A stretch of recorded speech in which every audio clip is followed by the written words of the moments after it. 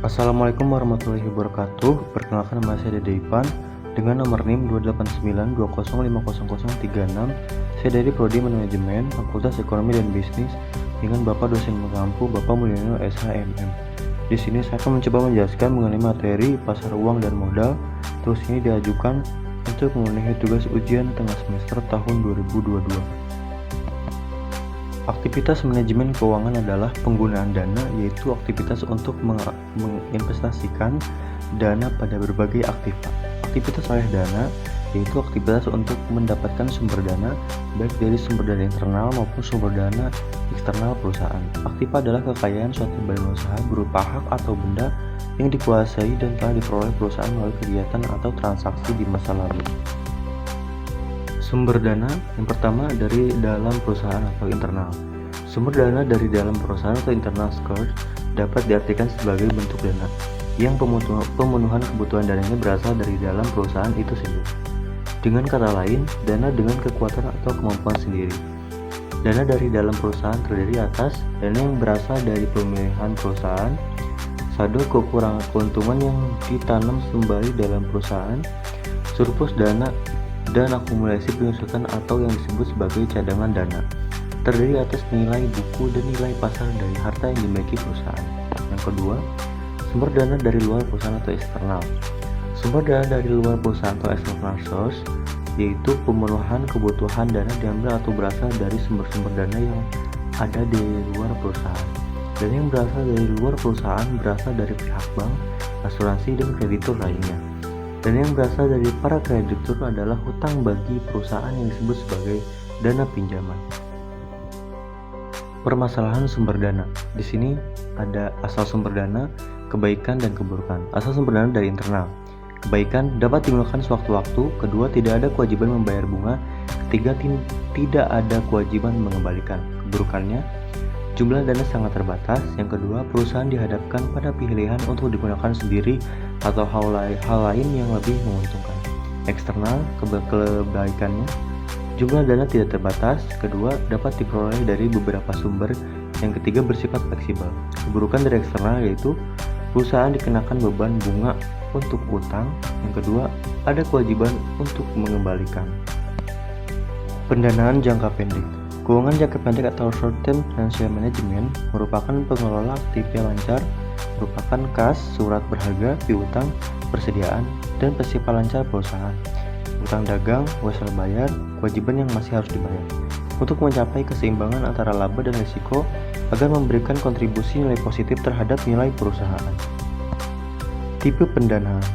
Di sini ada dua, yaitu pendanaan spontan dan pendanaan yang memerlukan negosiasi. Pembiayaan spontan atau spontaneous financing adalah pembiayaan yang diperoleh dari operasi normal perusahaan dengan dua sumber pembiayaan meliputi utang dagang atau akun payable dan kewajiban yang masih harus dibayar atau aktual utang akibat jasa yang diterima yang pembayarannya belum dilakukan. Akun payable dan accrual merupakan ensured short-term financing, yaitu sumber pembiayaan jangka pendek yang diperoleh tanpa menjaminkan aktif tertentu sebagai agunan. Kedua, ada pendanaan yang memerlukan negosiasi. Sumber dana ini menunjukkan bahwa perusahaan harus melakukan perjanjian dan formal untuk memperolehnya. Sumber pendanaan dapat berasal dari money market, kredit, atau short-time loans yang berasal dari bank dan perusahaan pembayar. Sumber dana jangka pendek. Yang pertama ada utang dagang atau trade credit. Pemberian kredit dari satu perusahaan ke perusahaan lain merupakan pinjaman jangka pendek dan sumber dana jangka pendek bagi perusahaan. Yang kedua, pinjaman bank jangka pendek dengan jaminan. Pinjaman tersebut hampir selalu menyertakan surat perjanjian utang yang disebut dengan promissory notes yang menyatakan kesanggupan perusahaan untuk membayar pinjaman beserta bunga yang setelah disepakati disertai dengan jaminan. Yang ketiga, pinjaman jangka pendek tanpa jaminan atau escrow short time loan. Peminjaman tetap harus membayar bunga untuk dana yang mengendap tersebut sehingga biaya real atau setelah memperhitungkan dana yang tertanam dari bunga yang harus dibayar menjadi lebih tinggi. Peminjam harus memiliki sejumlah dana minimum dalam bentuk. 4. Letter of credit adalah janji tertulis dari bank bagi pihak pembeli untuk membayar sejumlah uang pada perusahaan yang dituju. Penjual apabila sejumlah koordinasi telah terpenuhi. Yang kelima, Commercial paper adalah surat berharga untuk diterbitkan dan dijual oleh perusahaan besar dan terpercaya untuk memenuhi kebutuhan jangka pendeknya. 6. Factoring, yaitu dengan menjual piutang perusahaan pada perusahaan faktor. Utang dagang. Apa yang dimaksud dengan utang dagang?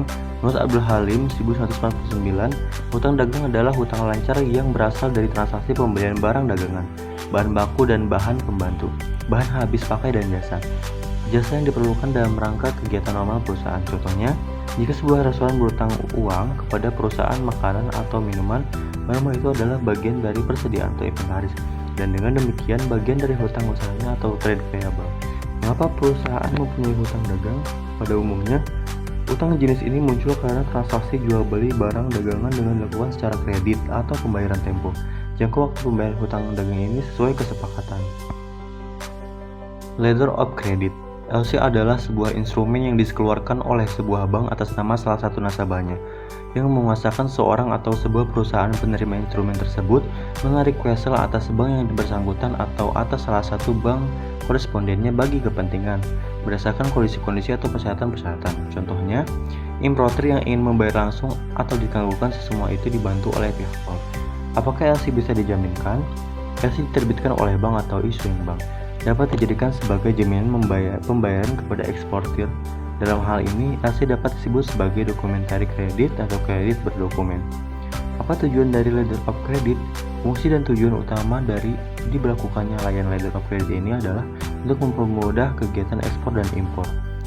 Hal ini diwujudkan dengan peranan LOC yang dapat menampung segala permasalahan yang dialami oleh eksportir dan importir, khususnya mengenai transaksi. Commercial paper. Apa yang dimaksud dengan commercial paper? Commercial paper adalah surat sanggup yang diterbitkan oleh perusahaan non-bank, dijual belikan oleh bank atau perusahaan efek, memiliki jangka waktu pendek yaitu hanya 270 hari, dan diperdagangkan dengan sistem diskonto. Diskonto adalah potongan atau bunga yang harus dibayar oleh seorang yang menjual wesel atau surat dagang yang dilonggarkan sebelum waktunya. Apa tujuan diterbitkannya commercial paper?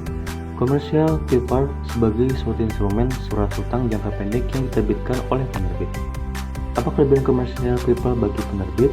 Commercial paper atau CP merupakan yang tidak disertai dengan jaminan jangka waktu tempo pendek. Kelebihan commercial paper bagi penerbit yaitu tingkat bunga CP kurang dari frame rate sehingga biaya dana lebih murah, tidak perlu menyediakan jaminan.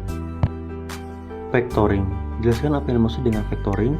Anjak piutang atau factoring sebagaimana yang didefinisikan dalam peraturan yang berlaku adalah kegiatan pembiayaan dalam bentuk pembelian atau pengalihan serta pengurusan piutang dan tagihan jangka pendek suatu perusahaan dari transaksi perdagangan dalam negeri ataupun transaksi perdagangan luar negeri.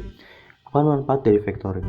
Manfaat utama yang diterima oleh faktor dalam kegiatan anjak piutang adalah penerimaan fee dari pihak lain. Manfaat yang diterima dari klien dalam kegiatan anjak piutang dari manfaat karena menerima jasa pembiayaan dan manfaat yang diterima karena menerima jasa non-pembiayaan. Sumber dana jangka menengah. Sumber dana jangka menengah biasanya antara 1 tahun hingga 4 tahun sampai 5 tahun dan lebih 5 tahun masuk sebagai sumber dana jangka panjang yang termasuk dalam kelompok sumber dana jangka menengah antara lain leasing dan kredit bank berjangka maksimal 5 tahun, makta dalam bentuk leasing atau sel guna. Ada kegiatan pembiayaan perusahaan dalam bentuk penyediaan barang modal untuk digunakan perusahaan dalam jangka waktu tertentu. Berdasarkan pembayaran berkala disertai dengan hak pilih bagi perusahaan tersebut untuk memberi barang-barang modal yang bersangkutan atau memperpanjang jangka waktu sewa guna usaha berdasarkan nilai sisa yang telah disepakati. Ada 3 bentuk utama dari transaksi leasing. Direct financial lease yaitu apabila leasing mengadakan perjanjian sewa guna usaha atas aktiva tetap, kepemilikan aktiva tetap masih ada pada lessor. Kedua, sell and leaseback. Apabila suatu perusahaan mempunyai aktiva tetap, tapi untuk membiayai operasinya tidak mempunyai dana sehingga aktiva tetap tersebut dijual dengan perusahaan leasing yang kemudian disewa lagi oleh perusahaan. Kemudian yang ketiga adalah leverage lease. Apabila nilai barang modal yang akan dibiayai oleh lessor sangat besar dan ia tidak mampu menyediakan dana secara mandiri, lessor memerlukan lembaga lain seperti bank atau lembaga keuangan lainnya untuk ikut membiayai. Apa yang dimaksud dengan leasing? Leasing adalah suatu kegiatan pembiayaan berupa barang modal maupun aset bagi perusahaan atau perorangan dalam menjalankan aktivitas usaha. Apa tujuan dari leasing? Pada umumnya, tujuan dari adanya leasing yaitu untuk memberikan kemudahan bagi masyarakat dalam mempunyai barang ataupun modal. Meskipun barang tersebut mempunyai nilai yang tinggi, selain itu, pihak leasing juga akan mendapatkan keuntungan dari bisnis tersebut. Bagaimana cara kerja leasing? Leasing adalah perusahaan pembiayaan menyewa barang sewa guna sebagai penyewa dengan jangka waktu yang sudah ditentukan. Ketika penyewa tak mampu membayar, maka lessor dapat mengambil kembali barang sewa guna yang disewakan dari penyewa atau lease. Bagaimana keunggulan leasing secara ekonomi? Keunggulan leasing secara ekonomi yaitu transaksi leasing ini biasanya tanpa perlu uang muka sehingga pembiayaan yang dapat diberikan benar-benar 100% atau full buyout, dan ini sangat membantu dari sisi cash flow. Apa saja kerugian dari leasing? Membutuhkan lebih banyak biaya seperti biaya fidusia, biaya asuransi, dan biaya produksi. Ketiganya merupakan biaya wajib yang harus dipenuhi oleh leasing atau penyewa. Pihak leasing tentu menginginkan kendaraannya terhindar dari risiko hilang atau rusak karena kecelakaan. Beberapa elemen dalam leasing: yang pertama, pembiayaan perusahaan; yang kedua, penyediaan barang-barang modal; yang ketiga, jangka waktu tertentu; yang keempat, pembayaran secara berkala; yang kelima, adanya hak pilih atau option right; yang keenam, adanya sisa yang disepakati bersama; yang ketujuh, adanya pihak lessor atau adanya pihak lease. Keuntungan leasing sebagai berikut: fleksibel, tidak diperlukan jaminan; yang ketiga, capital saving; yang keempat, cepat pelayaran. Artinya secara prosedur leasing lebih sederhana dan relatif.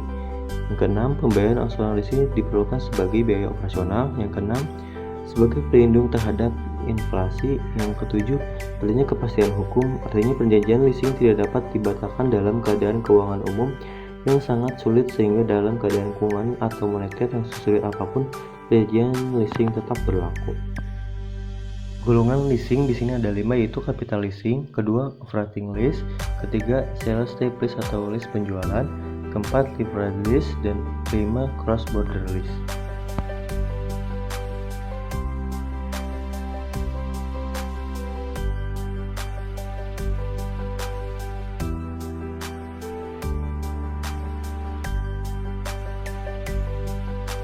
Selanjutnya yaitu kredit bank berjangka.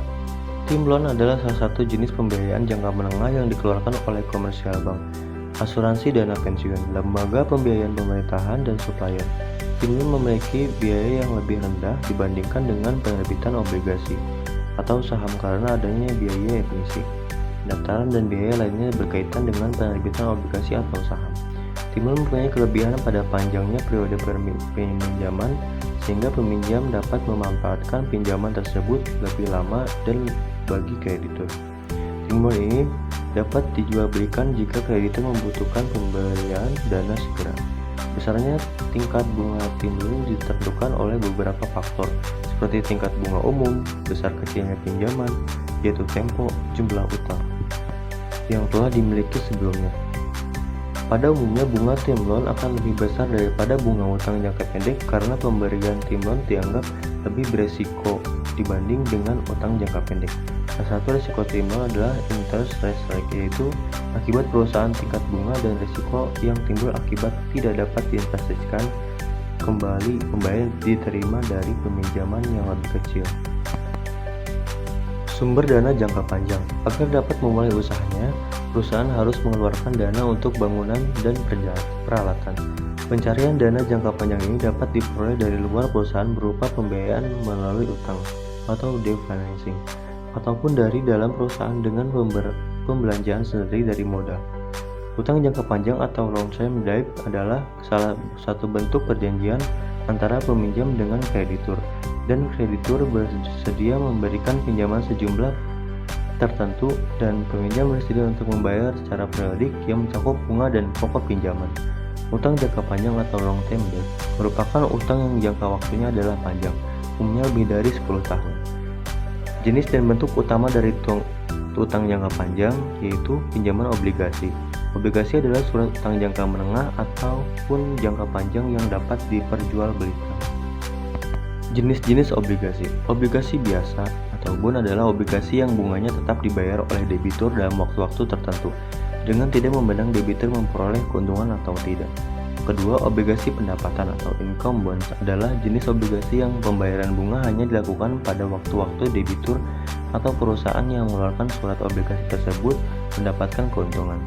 Ketiga, obligasi yang dapat ditukarkan convertible adalah obligasi yang memberikan kesempatan kepada pemegang surat obligasi tersebut untuk pada suatu saat tertentu menukarkannya dengan saham dari perusahaan yang bersangkutan.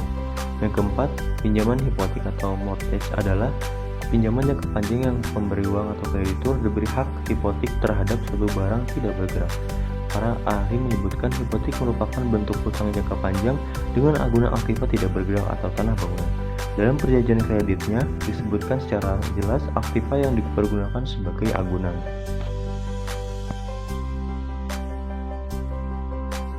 Demikian pemaparan yang dapat saya sampaikan. Atas kurangnya mohon maaf. Wassalamualaikum warahmatullahi wabarakatuh.